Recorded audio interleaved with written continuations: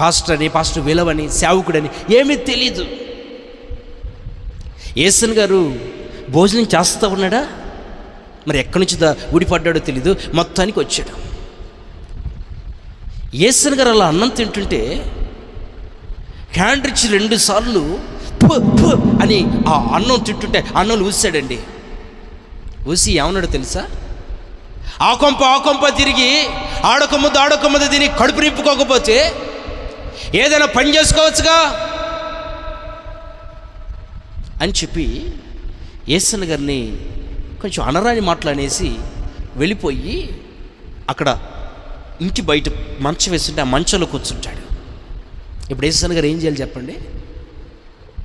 నీ కూటి కోసం వచ్చానా, నీ గుడ్డ కోసం వచ్చానా, ఎవడికి కావాలి అన్నం అని ఆ ప్లేట్ ఇసిరేసి వెళ్ళిపోవాలి.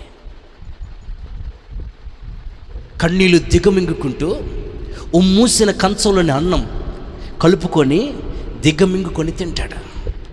ఒక మాట నేను చెప్పనా, యేసన్ గారు ఆ టైంలో యేసుని ఇలా ప్రశ్నించలేదు. ఏవనే, ఏంటి ప్రభా నువ్వు నన్ను సేవకు పిలిచావు, సేవకు పిలిచిన నాకు ఇదేనా ఘనత, ఇదేనా మెప్పు, కనీసం నాకు పట్టెడు అన్నం పెట్టలేవా, పెట్టిన అన్నంలో ఇలాంటి అవమానమా, నేను దీన్ని తినాలి, ఇక్కడ నేను సేవ చేయాలా?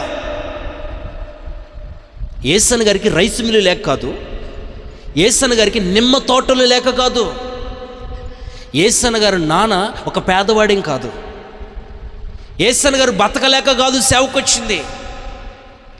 సమస్త ఉన్నప్పటికీ విడిచిపెట్టి ప్రభు సేవకొచ్చాడు. అలనాడు అపోస్తుడైన పౌలు గారికి ఏ ఓర్పు అయితే ఉన్నదో యేసన్ గారు ఆ ఓర్పుని ప్రయాసపడి సంపాదించుకున్నాడు. కనుకనే ఆ పొద్దు కళ్ళము నీళ్ళు దిగమింకుంటూ ఆ పెట్టిన ఆహారం అంతా తినేసి బయట కూర్చున్నాడే గుర్రుమని చూస్తా మంచంలో మారు మనసు లేని భర్తకి అయ్యా ఇల్లొస్తాయా అమ్మ ఇల్లొస్తాని చెప్పి ఆ సైకిల్ తీసుకుని వెళ్ళిపోతాడు.